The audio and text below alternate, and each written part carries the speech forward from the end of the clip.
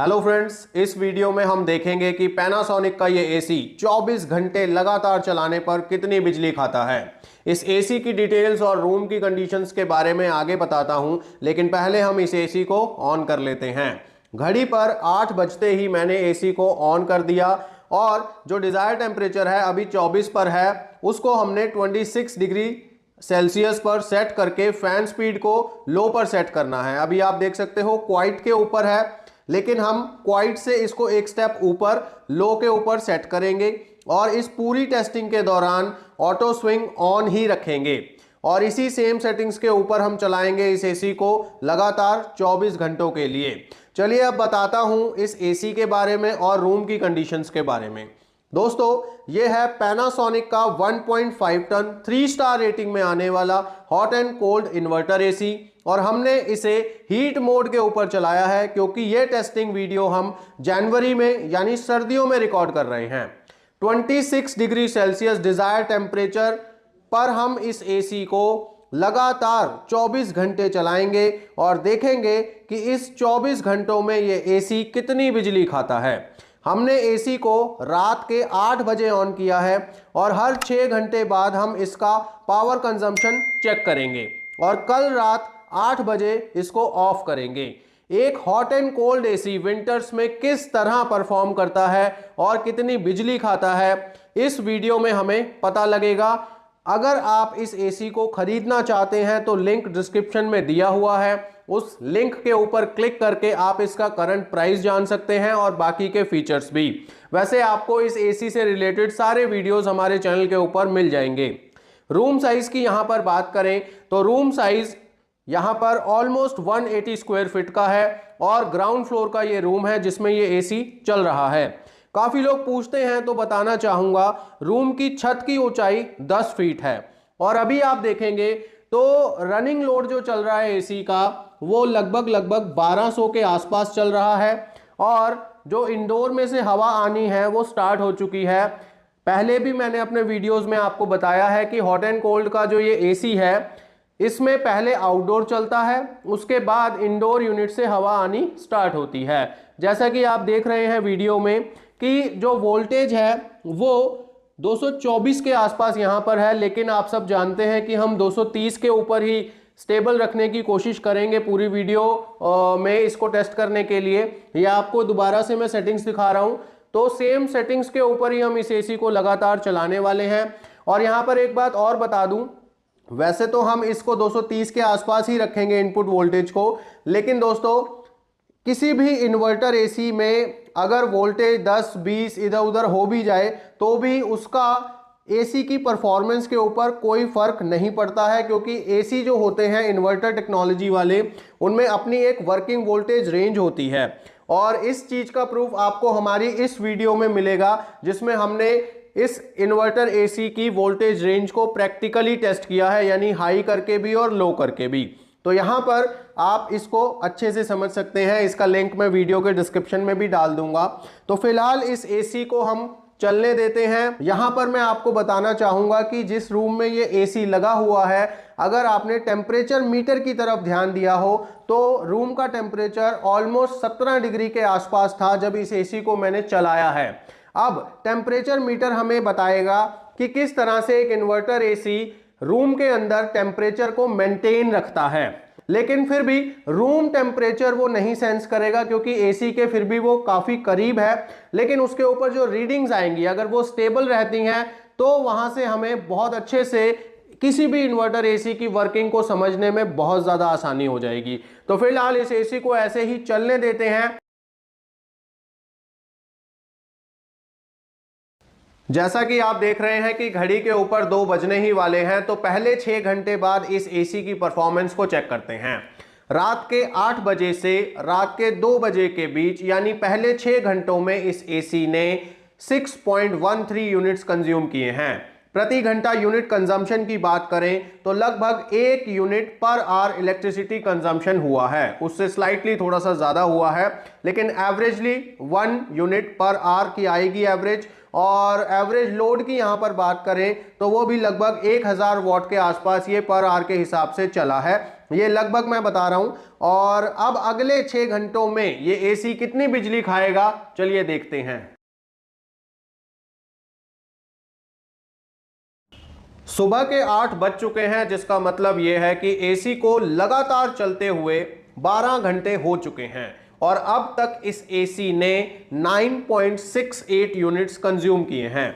आप देखिए, पहले 6 घंटे के मुकाबले इस 6 घंटों में एसी ने बहुत ही कम बिजली खाई है। और उसका कारण क्या है, अगर आपको पता है तो कमेंट्स में ज़रूर बताइएगा, मैं तो चलो बताऊंगा ही आपको। तो फिलहाल इस एसी को हम ऐसे ही चलने देते हैं और दोपहर के 2 बजे अब तीसरी रीडिंग हम कलेक्ट करेंगे। लेकिन दोस्तों चलिए मैं बताता हूं आपको कि इसने इस टाइम फ्रेम में इतनी कम बिजली क्यों खाई है। ऑलमोस्ट इसने 3.55 यूनिट्स खाए हैं, जबकि पहले 6 घंटों में इसने लगभग इससे डबल यूनिट कंज्यूम कर दिए थे। तो यहाँ पर दोस्तों बताना चाहूँगा, जो टाइम फ्रेम है वो रात के 2 बजे से सुबह 8 बजे के बीच का है। तो आप सब जानते हो कि इस टाइम फ्रेम के बीच में कोई भी आपके यहाँ भी कोई रूम है, बेडरूम है, तो ज़्यादातर लोग उस टाइम सो रहे होते हैं और दरवाज़ा बंद रखते हैं। और जब हम दरवाज़ा बंद रखते हैं तो एसी बहुत अच्छी परफॉर्मेंस देता है, पावर सेविंग भी करता है, अब वो चाहे हीट मोड के ऊपर हो या फिर कूल मोड के ऊपर। और उसी चीज़ का रिजल्ट आपको यहाँ पर दिख रहा है कि इस एसी ने रात के 2 बजे से सुबह के 8 बजे के जो 6 घंटे रहे उसके अंदर बहुत ही कम बिजली खाई है। और ये चीज़ आपको समझनी होगी कि अगर आप ज़्यादा से ज़्यादा टाइम के लिए रूम को बंद रखेंगे या फिर एयर, बाहर की एयर को अंदर आने से रोकेंगे, तो आपका एसी कम बिजली ही खाएगा। अब वो चाहे दिन का समय हो, रात का समय हो, ठंडा करने वाला एसी हो, गर्म करने वाला एसी हो, वर्किंग एक जैसी ही रहती है। तो ऐसे में आपको ये ध्यान रखना है कि आपके रूम के अंदर एयर लीकेज कम से कम हो।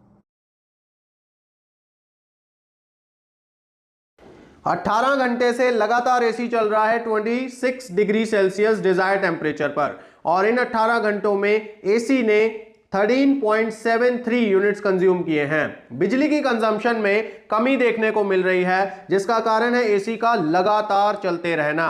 किसी भी इन्वर्टर एसी को जब हम लंबे समय के लिए चलाते हैं तो पावर सेविंग का बेनिफिट हमें मिलता ही है, और ये बात मैं आपको अपने कई वीडियोस में बताता आया हूं, जिसको इस वीडियो में आप देख भी रहे हो। अभी दोपहर का टाइम है, तो एक ये भी कारण है एनर्जी कंजम्पशन कम रहने का, क्योंकि दिन के समय बाहर का टेम्परेचर ऊपर जाएगा तो एसी को रूम के अंदर हीट मेंटेन करके रखने के लिए ज्यादा मेहनत नहीं करनी पड़ेगी। और यहां पर अब आप कहेंगे कि जो अब तो दिन का टाइम है, रूम का दरवाजा भी बार बार खुलेगा, तो ऐसे में बाहर की हवा अंदर आएगी। जी हां, आप बिल्कुल ठीक कह रहे हैं। दिन में रूम का जो डोर है वो ज्यादातर खुलता ही रहता है, लेकिन फिर भी बाहर के टेम्परेचर का अप हो जाने से, यानी कि बाहर का जो टेम्परेचर है वो ऊपर जाने की वजह से पावर कंजम्पशन कम ही रहता है। अब यहां पर एक और रीजन है, क्योंकि ये एसी काफी लंबे समय से चल रहा है, यानी कि लगभग 18 घंटे से ये एसी चल रहा है, तो रूम जो है वो पहले से प्री हीट है, तो एसी को ज्यादा मेहनत नहीं करनी पड़ रही वहां पर हीट को मेंटेन करने के लिए या डिजायर टेम्परेचर को मेंटेन करने के लिए। और यही चीज होती है किसी भी इन्वर्टर एसी में, जब हम उसको बेशक कूल मोड पे चलाएं या हीट मोड के ऊपर चलाएं, जब हम उसको लंबे समय तक चलाते हैं तभी एनर्जी सेविंग्स का बेनिफिट हमें मिल पाता है। अब इस एसी को 6 घंटे और चलाना है हमें, यानी कि रात 8 बजे तक, और फिर हम देखेंगे इस एसी की परफॉर्मेंस कैसी रही। सो फाइनली 24 घंटे पूरे होने ही वाले हैं और मैं बिल्कुल तैयार हूं एसी को ऑफ करने के लिए।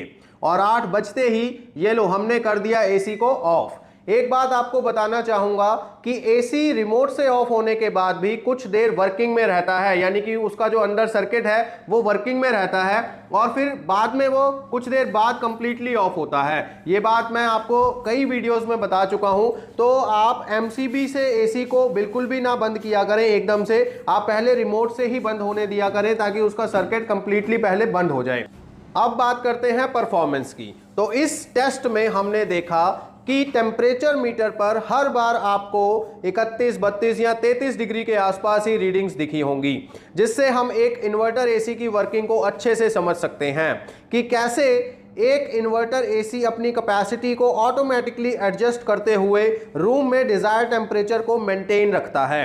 हालांकि मैं ये नहीं कह रहा हूं कि रूम का टेम्परेचर 32 से 33 डिग्री सेल्सियस के आसपास मेंटेन रखा इस एसी ने, क्योंकि टेम्परेचर सेंसर जैसा कि मैंने आपको पहले भी बताया एसी के काफ़ी पास रखा हुआ है, इसीलिए उस पर डिज़ायर टेम्परेचर से ज़्यादा रीडिंग आ रही थी। लेकिन हम उस चीज़ से ये समझ सकते हैं कि उस टेम्परेचर सेंसर में या टेम्परेचर मीटर में जो रीडिंग आ रही है वो बिल्कुल स्टेबल आ रही है, जिसका मतलब ये है कि रूम के अंदर भी जो टेम्परेचर इस एसी ने मेंटेन रखा है वो बिल्कुल स्टेबल ही रहा है। और यहाँ पर दोस्तों मैं आपको बताऊं कि बिजली की खपत कितनी हुई है। तो जैसा आपने देखा कि हर 6 घंटे में एसी ने कितनी कितनी बिजली खाई है, तो आखिरी के 6 घंटों का भी हिसाब देख लेते हैं। लास्ट के 6 घंटों में इस एसी ने काफी कम बिजली खाई है और उसकी वजह है बाहर का तापमान। 24 घंटों में एसी ने कुल 16.65 यूनिट कंज्यूम किए हैं, 16.65 यूनिट्स, और लास्ट के 6 घंटों में सिर्फ 2.92 यूनिट्स ही खर्च किए हैं। चारों रीडिंग्स की बात करें तो पहले 6 घंटों में यानी कि कल रात 8 बजे से रात 2 बजे तक से 6.13 यूनिट्स कंज्यूम किए थे।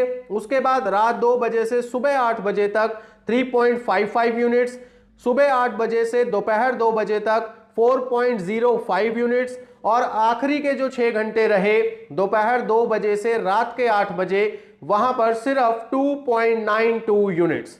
तो आपने देखा कि पैनासोनिक का ये 1.5 टन 3 स्टार रेटिंग का हॉट एंड कोल्ड एसी, जो कि इन्वर्टर टेक्नोलॉजी का एसी है, 24 घंटे चलाने पर किस तरह परफॉर्म करता है। हालांकि हमने ये टेस्ट हीट मोड पर किया है, लेकिन अगर आप कूल मोड के ऊपर भी ये टेस्ट देखना चाहते हैं सेम एसी पर, तो कमेंट्स में अपनी राय जरूर दें। अगर आप इस एसी का रात में 8 घंटे और दिन में 8 घंटे का टेस्ट भी देखना चाहते हैं तो वो वीडियोस भी हमारे चैनल के ऊपर अवेलेबल हैं, आप उनको भी देख सकते हैं। कोशिश करूंगा कि इस वीडियो के डिस्क्रिप्शन में आपको उन वीडियोस के लिंक डाल दूं। अगर आपको हमारा ये वीडियो पसंद आया तो एक लाइक जरूर कीजिए और इसी तरह के नॉलेजेबल वीडियोस देखते रहने के लिए हमारे चैनल को सब्सक्राइब करके रखिए, ताकि हमारी नई वीडियोस के नोटिफिकेशंस आप तक सबसे पहले पहुंचें। तो मिलेंगे किसी और वीडियो में, तब तक के लिए गॉड ब्लेस यू दोस्तों।